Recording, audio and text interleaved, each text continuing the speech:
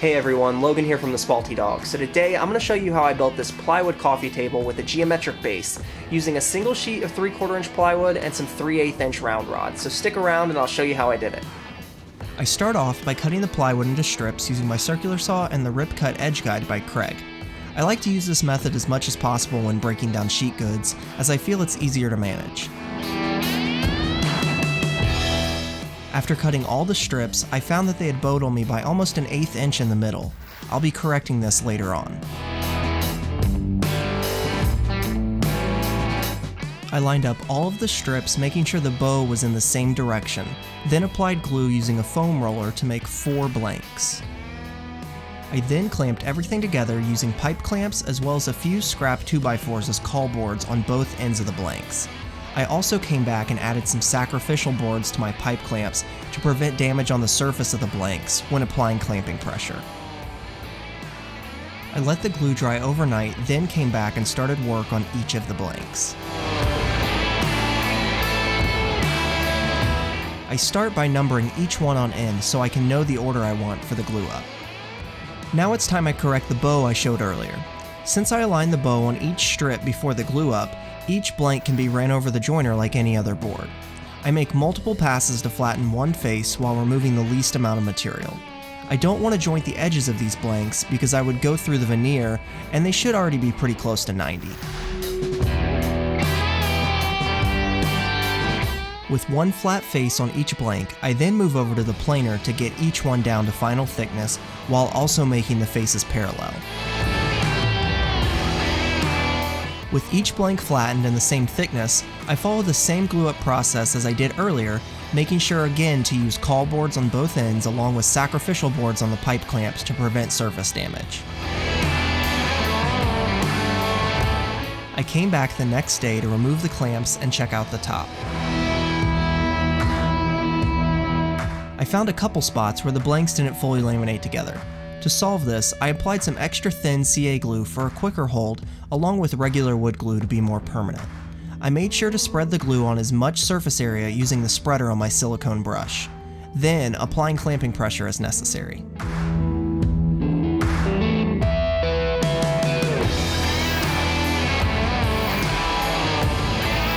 With the top glued up, I take a break on that and start on the base.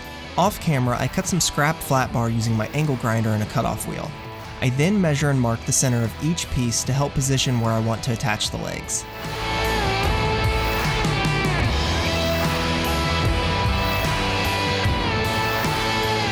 I line up both pieces and strike a couple lines across to determine where I want the mounting holes. After marking each location with a punch, I start by using a smaller bit to make my through hole. I then go back with a larger bit to create a countersink. When drilling into metal, it's important to make sure you regularly apply cutting oil to avoid damaging the bit. Next, I measure and cut the legs using my angle grinder and a cutoff wheel. With the pieces cut, I then tack everything together to create each leg.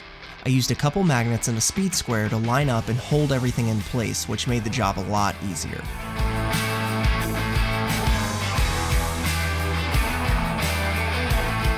To make sure the legs match, I lined them up using a square and held them together with one of the magnets to position the pieces for the second one. For the final piece in each leg, I used both magnets to hold it at 90 degrees to the others while I tacked it in place. Then I checked to make sure each leg matched, which in this case they were pretty close. Now I can finish off the legs by adding full beads to each joint.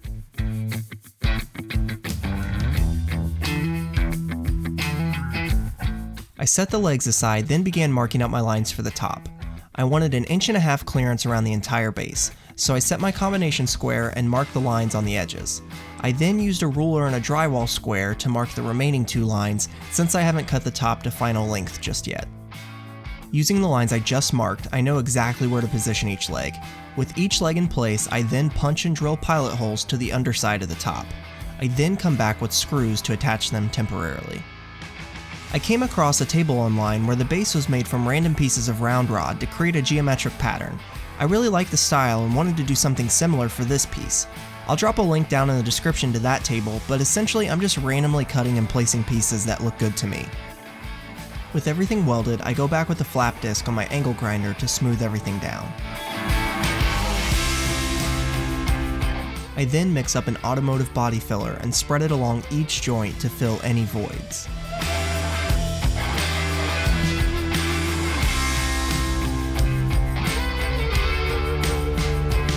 After the filler is dried, I remove a bulk of the excess with a file and smooth everything out with 100 grit sandpaper.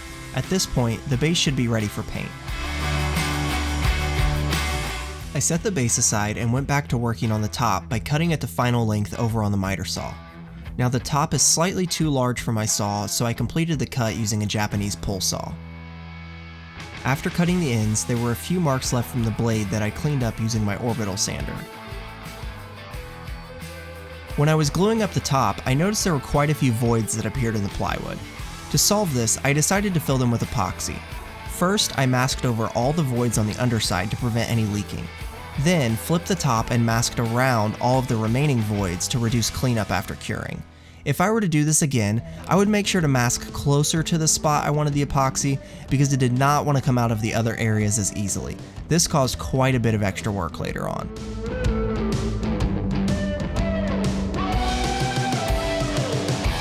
With everything masked off, I mixed up the epoxy and added a dye to give it some color.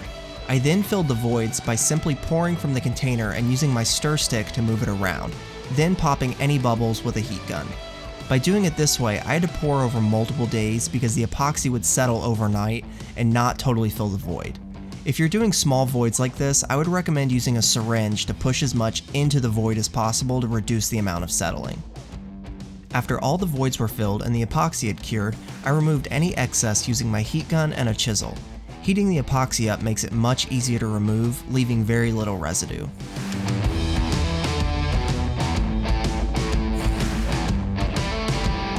Earlier, I mentioned masking closer to the area you want the epoxy to go. Here you can see there are large pink blobs on the top surrounding each of the voids. I think because the plywood has all these micro crevices, it made room for the epoxy to settle into, which means I now need to remove the layer of wood that's holding the extra epoxy to remove the blobs. I'm not sure if this would be the case for solid wood, but just something to think about if you plan on pouring epoxy in general.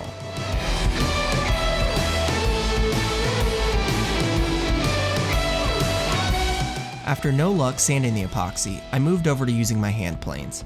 I wanted to be careful not to tear out the veneer on the sides, so I took my tiny block plane to chamfer the edges.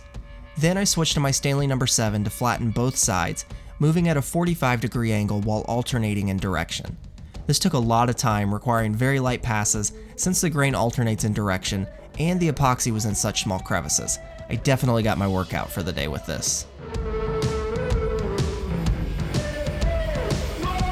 After what seemed to be an endless time of planing, I rounded over all the edges with my plunge router. Then I sanded up from 50 to 320 to try to remove any more epoxy, which seemed just as endless.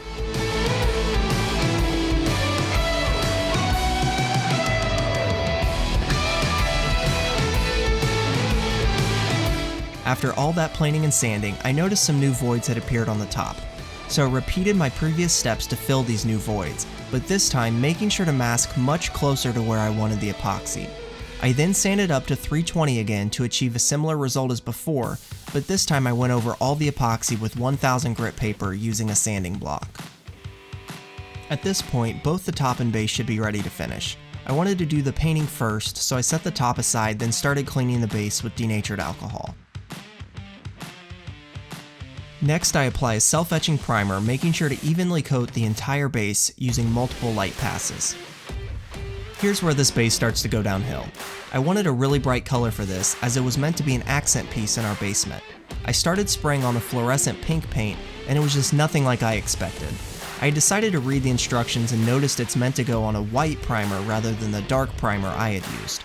Off camera, I tested on a piece of cardboard, and using a white base, it looked much closer to what I wanted, so I covered the base with a white coat to try again. After about an hour, I came back and sprayed on the same fluorescent pink that I had earlier. At first, it was looking alright, but the more I sprayed to cover the white, the more orange the base got. By the end, it was looking like something you'd find at a glow-in-the-dark putt-putt course, and that's not what I wanted at all. So off camera, I spent the rest of the night stripping it all off and getting it back down to bare metal. I came back the next day and started all over by coating the base with a white primer. However, this time I switched to a different brand of paint and the color was great. This is the color that I wanted the entire time.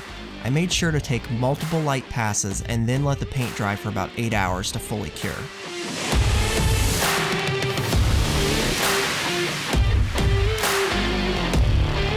With the paint cured, I ran over the entire base with a wet Scotch-Brite pad to smooth the paint and remove any overspray. Doing this did reveal some of the primer, but I just went back and touched up those spots with the pink right after.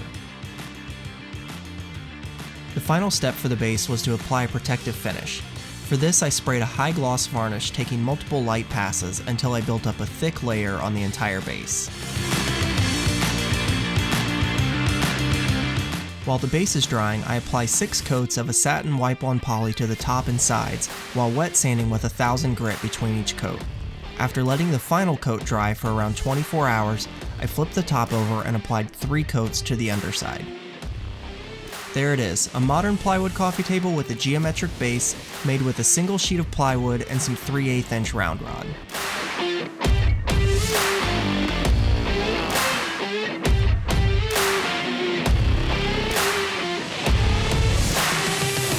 Alright guys, thank you again for watching, and if you like this video or want to see more like it, go ahead and hit the subscribe button down below to stay up to date on future projects. Overall, I'm extremely happy with how this table turned out, and I think it's going to make a great accent piece for us down here in our basement.